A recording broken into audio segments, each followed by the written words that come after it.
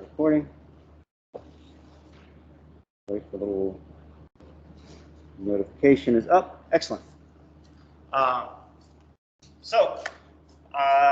Dane Quinn from the Williams Honors College. I would like to welcome you back to our seminar series. Today we feature Professor John Peck from the Department of Geosciences. Dr. Peck is an expert in hydrology and the effects of climate change on dams, lakes, rivers. And he's going to be sharing a little bit about his research and the work that he and his students have done to speak. John, take it away. Well, thank you, and thank you for attending. I really appreciate that. I've been fortunate in my career to travel around the world to investigate climate change, mainly by looking at the geologic archives. And the reason geologists do that is because the instrumental record is very short, but the sedimentary record of climatic change is long. We can get the full spectrum of climatic change by looking at sediment deposits. Some of them have pretty severe societal implications. So instead of focusing on work I've done in Africa, which affects literally the life and death of people, of millions of people, I decided to focus today's presentation on another exotic location that's here in Northeast Ohio, our part of the world, and work that we've been doing and looking at climatic change and its implications. It's still pretty profound, but we're fortunate that it's not as adverse as some people on the planet are facing. So what I'll talk to you about today is recent hydrologic change that we're experiencing here in Northeast Ohio, what the likely future conditions are going to be, and then some adaptation strategies for dealing with these new conditions. But first, I'd like to acknowledge a whole list of people that have helped in this work. So there are a lot of agencies that have contributed, but most importantly, it's the University of Akron students, both at the graduate and undergraduate level, that have been involved in a lot of the work that I'll show you today. And we've had an awful lot of fun along the way out sampling the environment, studying these questions. So as an overview of the presentation, the first thing I'll present is the value of having balanced river systems. And then I'll show how hydrologic change has thrown our waterways out of balance, and end with adaptation strategies that we can implement that will allow us to live and work and have hopefully a healthy functioning river environment. So first off, in order to have a balanced and valuable river environment, we need to appreciate that a stream is much more than just its channel. It's all these other associated landforms that comprise the fluvial environment. So for example, the vegetated uplands, they absorb rainwater, the vegetation transpires it back into the atmosphere. The floodplains, they store floodwaters, and I have an asterisk next to that one. And that's because we need to appreciate that a healthy functioning stream normally floods and normally meanders. And it's when people get involved and try to keep the channel fixed and take up the floodplain with other land use that all kinds of societal problems come about. These vegetated floodplains and riparian buffers uptake nutrients, they filter out sediment, they slow down overland flow, and they provide for better water quality within the stream and downstream of the receiving waters. Another way to look at these balanced streams is to consider the energy and the resistance in the stream.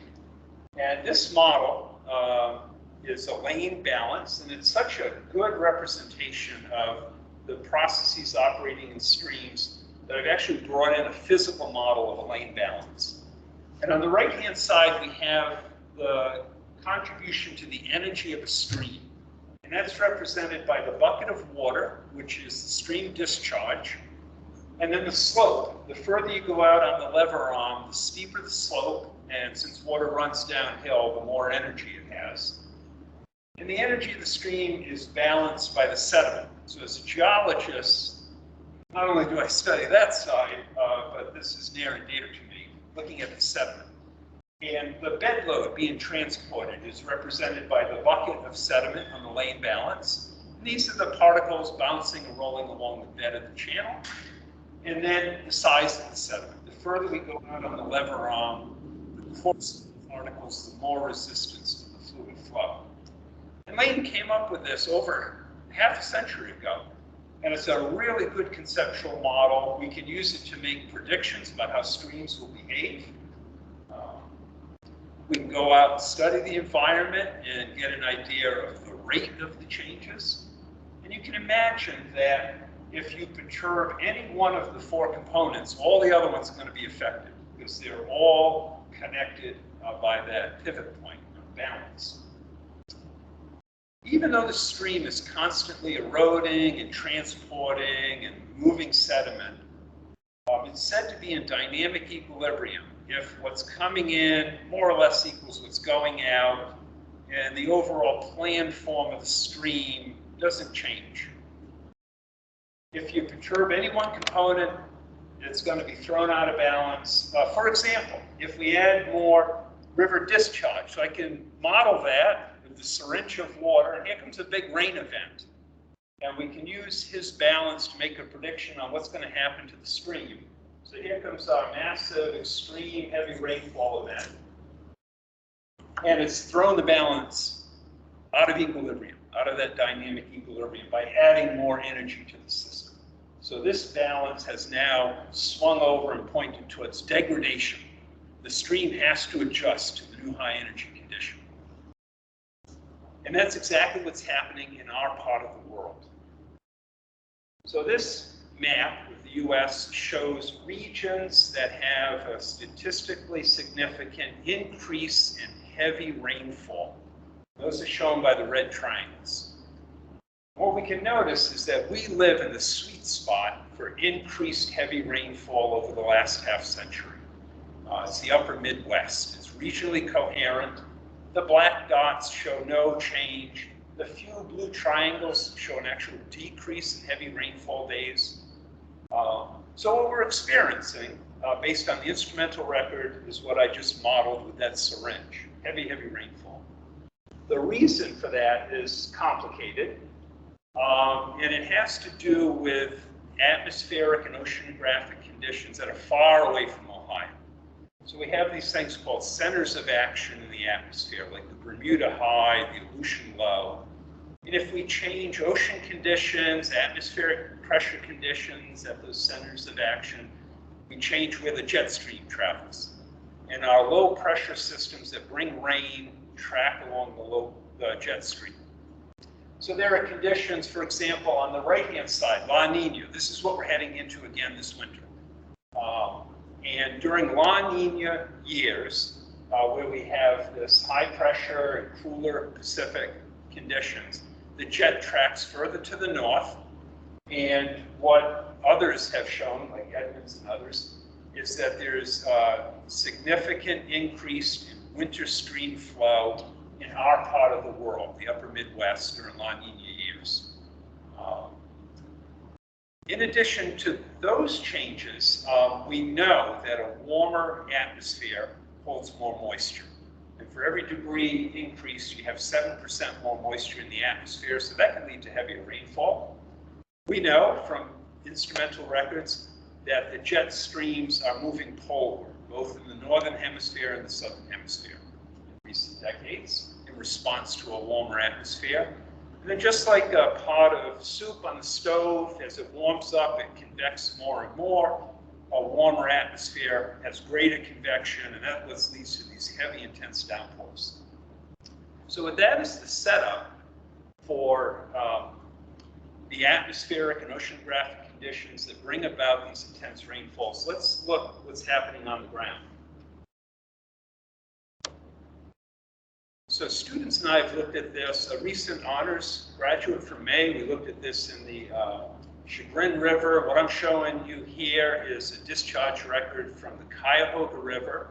It's at Old Portage Path, which is, about a 10-minute drive north of the university. And on this graph, on the y-axis, we have the discharge of the river in cubic feet per second. And on the x-axis, we have time from 1985 to a couple weeks ago. Every blue dot is the mean daily discharge, the volume of water per time going down the Cuyahoga River. If we look at it really carefully, each of these little ticks on the horizontal axis is January 1st. If we look right after the tick mark, we have high discharge in the winter and in the spring, and then here comes the summer and fall. The Cuyahoga River is at a low discharge. High in the winter and spring, low in the summer and fall. That's our annual cycle. And it's high in the winter and spring because the vegetation's not using the water, not transpiring it back into the atmosphere. We have less physical evaporation in the cool winter months. And the ground's frozen. So the precip tends to run off into the river and not infiltrate into the ground. The other thing you can notice, just visually, is that the number of very high flows, flood events on the Cuyahoga River, are much more numerous. In fact, we can even pinpoint the day when the system changed, and that's July 21st, 2003. This is a sad day in Ohio. 2 people died in Hudson, Ohio on that day, going into an underground parking garage to take cars out of the floodwater. They were electrocuted. There's a lot of damage to infrastructure and to our streams. And now we've entered a new hydrologic regime, one of more frequent, intense floods. Students and I have looked at this with many statistical tests, and this change point holds up even if you go back a few more decades. Comes out in that July 2003. You can just count the number of extreme top 1% floods. And in this 18-year period, the most recent one, there were 67 days of extreme flood events. You look at the prior 18 years, it's only 14 days. So we've had almost a 5-fold increase in these top 1% floods. You can look at it as the average, the base flow, everything is increasing in the discharge. You could count the top 10 floods on the Cuyahoga River at Old Portage. 7 of the top 10 have happened in the last 18 years.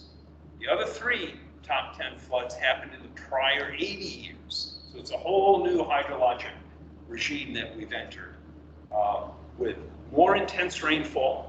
We know that because students and I have looked at rain gauge records from western Pennsylvania through Ohio. You have more intense rainfall, the water's going to end up in the rivers, you'll have more intense flooding. And it's not just here, we've looked at it within the region. It holds up region. So now we know from Lane that we've increased our discharge. There's a whole new energy level. So the stream has to respond. And the way that it's going to do that is by adjusting these other 3 components. So we can have more erosion. So with all that extra energy, we're going to erode the banks. There goes a bridge piling through that erosion. And we can have a little bit more erosion. There's some other infrastructure along the edge of the channel. The fine material is going to be transported away quickly, and the bed will get coarser. So to a geologist, it's grain size, but to biology living in the river, they call it habitat. It's the same thing. It has different implications for if you're living in the river or you're a geologist, but let's coarsen the grain size. So I'm moving it out on the lever arm, and that helps accommodate the increased discharge energy. All that lateral erosion does something that we humans don't appreciate enough. So as the stream laterally erodes, the run of the stream is becoming longer. The stream still comes in at a certain elevation and it exits at the same elevation. So it has the same rise. But by doing all this meandering erosion, the run has become really long. What we're doing in increasing that run is we're lowering the slope energy of the stream. So now I can take this and I can make it a little less steep by moving it closer in. So I'm lowering the slope energy, I'm coarsening the bed, I'm increasing the erosion, and I've attained a new dynamic equilibrium to the new high discharge events. that the stream's seeing. Of course, we go out and we measure all that because we want to know the rate that this is happening. We want to know the specific places that get eroded, and do we need to let nature take its course? Do we need to armor and protect that structure? And we get that by doing the field work. So let's take a look at a few examples globally on how the geology or the habitat, it's the same thing, is it responding to this increased hydrologic setting. What I'm showing here is the Cuyahoga River watershed. It starts up in Geauga County, flows down south to Akron, makes the U-turn, and heads north to Cleveland. And we'll take a look at two sub-watersheds, FR, Furnace Run, and Yellow Creek, that are part of the larger Cuyahoga River.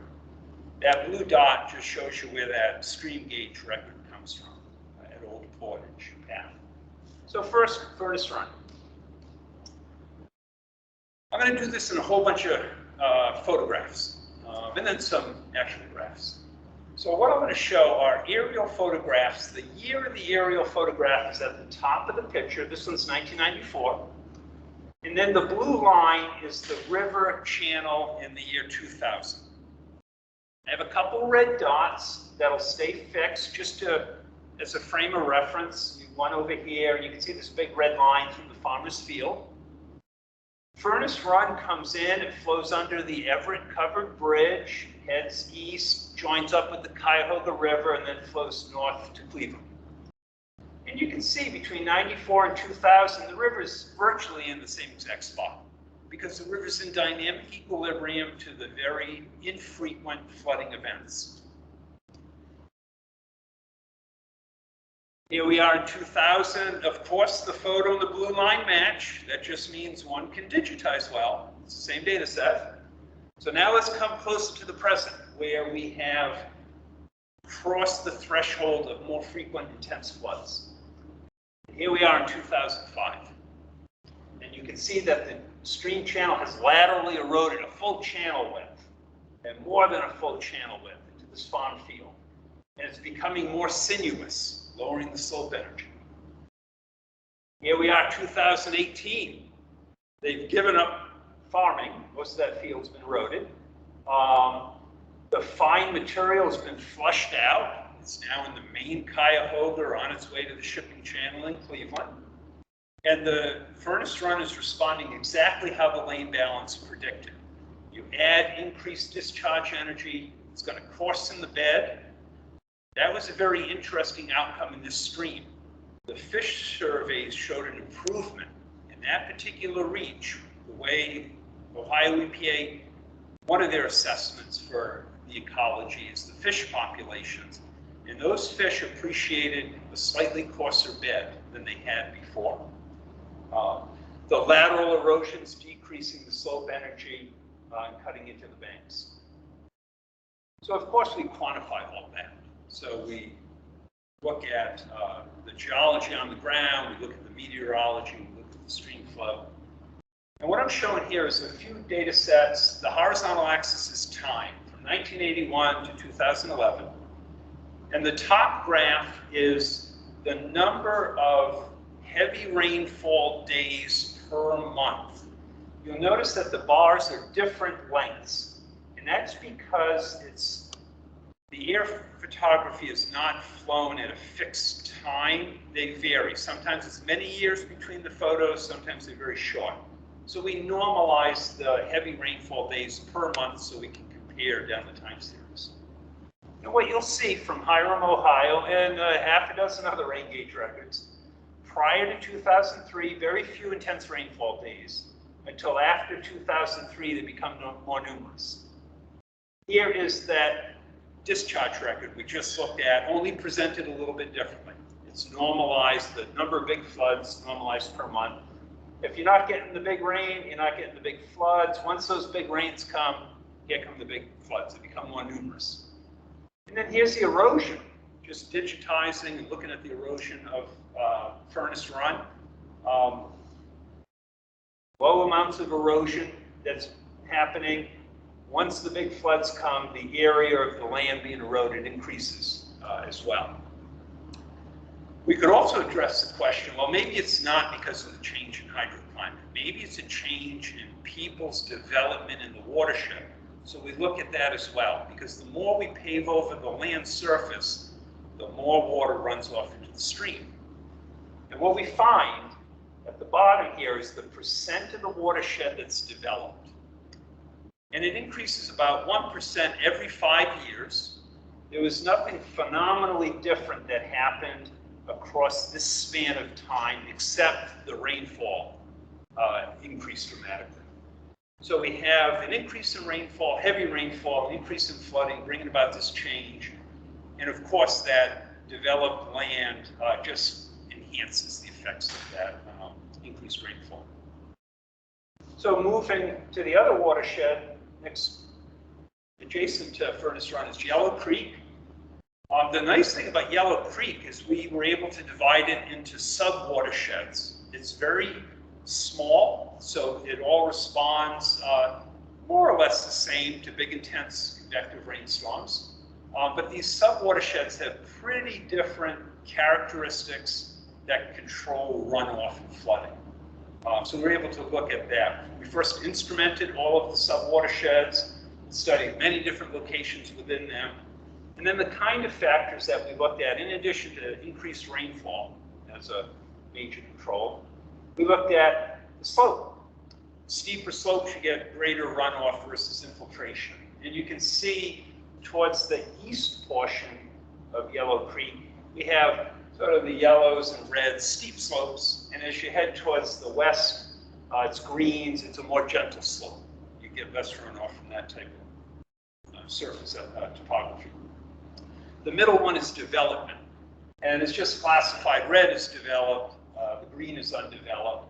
And the different subbasins, Zurich Run, this is essentially the West Market, Route 18, all those malls and parking lots, and it's heavily developed, sub-watershed down there. As way as you head to the north, the Bath Creek sub-watershed, it is the least amount of development. And then another factor that's hugely important is the hydrologic soil. Different types of ground material have different runoff potential. And that's what we looked at here. To the north, which is not too developed, it has a really high runoff potential. It's shown in the red colors. And that is because it's a clay till, and clay is impervious to rainwater infiltrating, so instead it runs off into the creeks. Whereas you head to the west, and you have more of the greens and the yellows, those have a lower, much lower runoff potential. The water is more readily able to infiltrate the soil. So we looked at these factors in addition to the change in the climate. I'll do the same kind of thing. I'll show you a mix of some air photos to give you a good visual and some graphs of quantified change. So here's Yellow Creek near Jen, and same deal. The photo year, 1994, the blue line is the stream in the year 2000. The red dots, just one place to draw your eye to it. And you can see in the 1990s, the stream is in dynamic equilibrium to lower energy conditions. Here we are in the year 2000, they're the same data set. You can appreciate the meandering nature of the stream, this undeveloped lot over here. Now we'll come to 2003. They flew this photography right after the big flood in July 2003, sort of an emergency reconnaissance aerial photography. And you can see the stream cut off that meander loop in response to this big flood event that happened in July 2003. You can also see that there's been a new construction over at this portion. Keep coming towards the present. Here's 2005. We can see some more migration of the channel. And here we are in 2015. I mean, look at this. The channel has cut in here. The channel's in a totally different place. They had to do some major remodeling of that new house there because they were just getting flooded out so frequently, redesigning that. Increased flooding, the stream has to respond according to the lane balance, and that's what's going on at that location. With major consequences for individuals that happen to live along that stream. Elsewhere in Yellow Creek, here's another analysis of another site. It's the same layout. Time is along the horizontal, 1985 to 2016. On the top graph, the purple line shows sinuosity, how meandering the river is. And you'll notice, prior to July 2003, the stream is not that meandering. It's not that sinuous. After 2003, it's doing the lateral erosions, becoming highly sinuous. It's lowering the slope energy. The green is unvegetated sand. We interpret this as sand bars that are actively being transported to move down the river channel. And you can see when we had few floods, this low amount of unvegetated sandbars on the move. Afterwards, the entire stream channel is on the move and heading downstream. This is our record of floods normalized per month. Very few until after 2003. They become more numerous. And then the bottom graph is percent imperviousness. And that's a function of development and different kinds of land cover. And what you can see is that there's just a steady increase across that boundary of imperviousness. And it remains below 10%. It remains below a threshold that's often considered to have adverse stream impacts. And one last look. Here's a dam pool on Upper Yellow Creek. River comes in at the bottom, heads out at the top. Here we are in 2000, same dam pool, right after the flood. You can see the delta being built. It's mobilizing and sending sediment that's being trapped in the dam pool. Here we are in 2012, it's getting bigger, bigger. We're just filling in the dam with sediment on the move, heading downstream. So that climatic shift to a new hydrologic setting in July 2003 has now put our waterways out of balance. This can have some pretty severe consequences, such as what I call at the top, this legacy sediment is being remobilized. What I mean by that, if we look on the photo on the left, this is Yellow Creek. It's a cut bank. Yellow Creek is eroding into good old dirt. It's eroding into glacial sediment. It's eroding into alluvial sediment. The photo on the right is the Little Cuyahoga River, right underneath the All-American Bridge, right down here in downtown Akron. That river is also experiencing more flooding. It's eroding into the sides, but it's eroding into an old landfill, old legacy sediment. So all the hard work that people and government agencies and businesses are doing to minimize pollution input to the environment today is being negated because we're taking decades-old pollution, and it's polluted. We measure heavy metals like lead is way above the toxic probable effects concentration, and it's just introducing that legacy pollution into today's environment. The other problems that happen as the flood responds to this increased energy is it loses its floodplain axis. So the stream not only erodes sideways, but it entrenches, and now it's separated from its floodplain. So when the next flood comes, it can't store water in the floodplain, and this one's even more damaging. We totally changed the habitat. We moved the sediment around and create sedimentation issues at certain locations. And then obviously the structures that were meant to stay in place are now being severely impacted. So for example, in Yellow Creek, after one of those big floods, a bridge footing was daylighted. And so a bridge footing is a structure that's supposed to stay underground, and that footing holds up the piling for the bridge. And after the flood and all the erosion, that thing is now exposed where it shouldn't be. So it's a lot of implications for society that we need to deal with. We can use climate studies to project into the future and answer the question, are we going to get out of this increased flood frequency, or is this something we should be planning for in the coming decades? The way that's done is through modeling the Earth's climate system and making projections on likely or possible outcomes that could happen in the future. So to create this figure, I went to the brand new Intergovernmental Panel on Climate Change. And anybody that's attended today that's interested in climate studies, this is a very good source of information on climatic change. And they do an assessment about every 5-6 years, and the most recent one just came out this summer. I went through it and kind of compiled a few key pieces of information into this figure. And what's shown on the y-axis is the amount of CO2 in gigatons per year that we're emitting into the atmosphere. And so here we are today. The horizontal's time, we're right about here.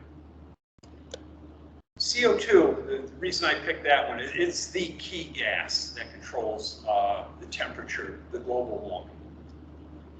In the future, humans have a choice what kind of scenario is possible. And these different colored lines from this light blue to the yellow to these red-brown colors are different shared socioeconomic pathways. SSPs. So the climate science has now gotten way beyond just the physics and chemistry of the atmosphere and really incorporating the human dimensions, because the global human population has a choice as to the kind of pathway that could unfold. This blue line, and here we are, we're already a tick mark out on this time, right, in the year 2021. One scenario shown in turquoise is that globally there's great cooperation and we very quickly and dramatically reduce our CO2 emissions to the atmosphere. The yellow line, which many days is kind of where I think we are as a society, shows that we curtail our CO2 emissions in the coming decades, and then mid-century or so, we start to work on reducing them. Even in my dark days, I'm not so pessimistic that I go to the dark, sort of brownish, reddish lines. What those represent is fossil fuel, energy-intensive society. Some of them have much more national interest at heart as opposed to an international approach to tackling the problem. And that would lead to increased CO2 into the coming century. So that's the gas and the different pathways that we may go on as a society. I imagine, and unlike in a classroom when I can look out and I say, boy, the average age is about 20. I'm not going to do that today in the classroom. But if we say an average age of a college student is 20, let's look at the year 2050, right? The college student will be in their 50s, on average. You'll be in like the main part of your career in your 50s. So this is not unrealistic to think about. I'm trying to eat my vegetables and do all the right things because I want to get as close to 2050 as I can and see how this is going to unfold. So that's why I picked the 2050 and not the year 2100. This is only 30 years away from where we are. What we know for sure, because it has been measured on the instruments, is that in the last century, from about 1900 till now, the global temperature has gone up 1 degree Celsius. The models predict, and they have this physics and chemistry of the atmosphere really, really well. They've done assessments 1, 2, 3, 4, 5. They've lived those years, and then they measure, and sure enough, their projections are spot on. So what they're projecting in the future, we'll go with this one, 2 degrees. We've already had 1 degree the last century. We're going to get another degree Celsius warming in 30 years, and that'll be the increased temperature. We can now take a look at how the atmosphere, how rain behaves in a warmer world. And that's what, I just picked one of them. The graph is going to get too busy, So I picked this one down here. Maybe, you know, things work out better than I think on a typical day, and we choose this path. We're still going to warm. We've put so much CO2 in the atmosphere, we've perturbed the Earth system so much, there's still warming going to come. Even if we curtail our CO2, according to this blue line, we'll only go up by 0.6 degrees more than we have. So in that scenario, the optimistic scenario, everybody working together, a green sustainable scenario, we're going to increase our extreme rainfalls. So they can look at what's considered a 10-year heavy rainfall events. Once every 10 years today, it's going to become 1.5 times more likely, and it's going to become 10% more wetter. So in a warmer world, these heavy rainfalls just become more frequent, more intense. Obviously, if you get it warmer and warmer, the frequency goes up, the intensity goes up. So globally, we should expect more of these. But how about here in Northeast Ohio? I'm trying to take a local approach. We have to look at, instead of global climate models, regional climate models. So here's one where it has very high resolution, but they don't look at the whole globe. They're looking at part of North America. And in a warmer world, what the model indicates is that the Bermuda High, which is an atmospheric pressure system in the Atlantic, gets stronger and stronger and stronger, intensifies. This causes the wind to increase in strength coming from the south to the north over our part of the world, especially in the springtime. This brings moisture from the Gulf of Mexico up to the Ohio River Valley. This is where we get most of our moisture year-round nowadays anyways. It's not coming in from the Pacific, it's coming up from the Gulf of Mexico. So the projection is, in the coming decades, in our part of the world, they're going to be more intense, they're going to be bigger spatial coverage, especially in the springtime, when the vegetation is not transpiring the water, the physical evaporation is not as great. We're still in, especially in April, we're still in high discharge, we'll just have more floods, more heavy rain at that time. So what we've documented, students and I've documented since 2003, we should expect to continue during our lifetimes. So what are we going to do about it, knowing that that's the likely scenario that we're headed into? Our goal in all this is we need to figure out how to achieve a balance so that we have a healthy, well-functioning stream environment that's good for everybody. And by everybody, I mean not just humans, right? All the organisms that live out in the natural world, they have a healthy functioning ecosystem. But at the same time, we still want to be able to live and work in the watershed. That should be our goal. And those strategies are both local and global. So on a local level, the key to managing the out of balance lane balance and managing all those adverse impacts that are going on in our streams is to reduce the runoff that enters the channel. And there's many different ways to do that, right? We can infiltrate the rainwater through constructed wetlands, bioretention, have holding basins just to hold it and then meter it out slowly. Need to get the streams connected back to their floodplains, because a healthy stream is more than the channel. It's all those other elements, the riparian zone, vegetate that, and not go right up to the channel, because that serves an important role on the stream water quality. And then, even doing all those things, we just have to absolutely plan for bigger and larger, more frequent floods. When I talk to engineers about this, they comment to me as the culvert that was this big used to work great for decades and decades during their working career. Now the one this big fails. They put it in, think it's going to be there for a long time, and it's failing really quick. So we need to plan for that. We need to plan that we're going to have these big, intense floods. Globally, a key to this, because it's more than just us, it's the heavy rainfall that happens globally, and for other societies, the implications are much more dire. We need to reduce the CO2. We need to keep that warming to the minimum level we can, under that orange line, that 2% line that I showed, is going to change atmospheric dynamics and keep the intense rainfall to the lower valley. So there's a lot to be done. The reason I'm optimistic about this is if we look in the past, right, as a geologist, the past can inform us about where the future's going in the environment, in the geologic environment. Same thing with people. Back in the 50s and 60s, the Cuyahoga River was an awful place. Down in the lower Cuyahoga, even the mosquito larvae wouldn't live. It was so polluted.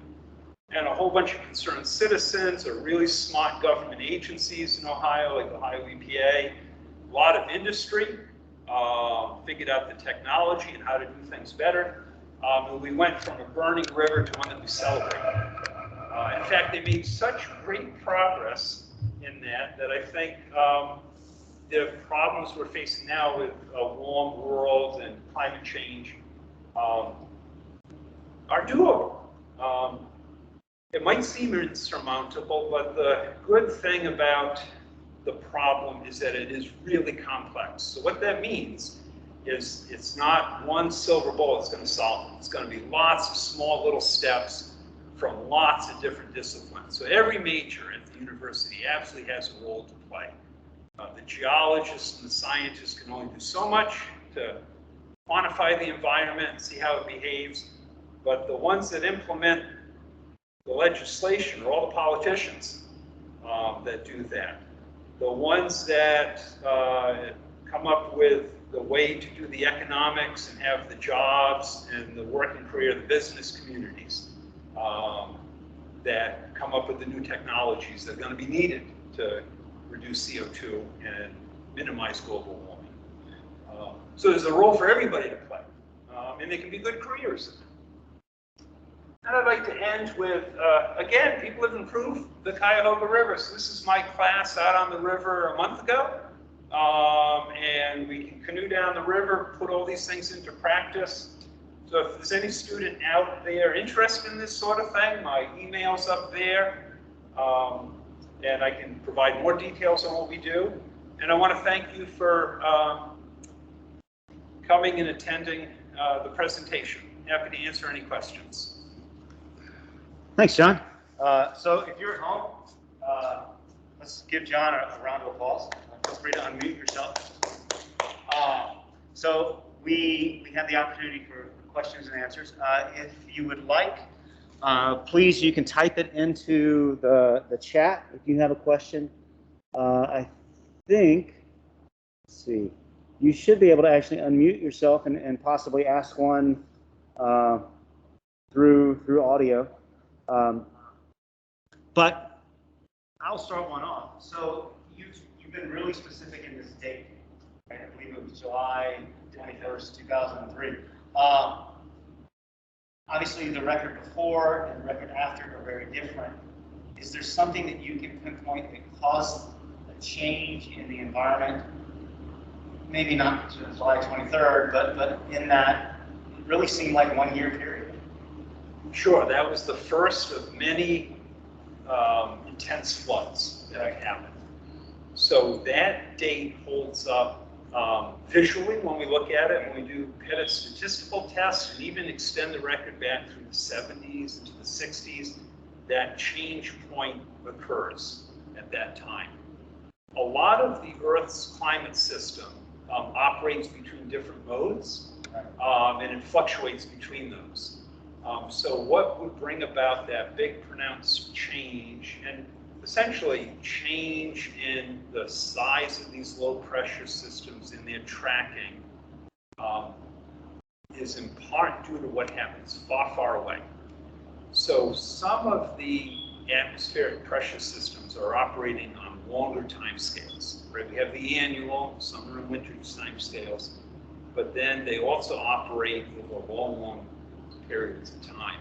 And if we change those, their base conditions, we just shift that jet stream, the position of that jet stream, the position of the storm tracks. It doesn't take much to bring it from south of us towards our part of the world. But it is a very specific date. It really was. Yeah. You had it down. I was surprised you didn't have the hour. So let's see if we have any questions. So I don't see any questions, but obviously if you do have questions for John, I'm sure he'd be happy to take emails. Absolutely. And we are recording this, so it will be available on our YouTube channel for all posterity.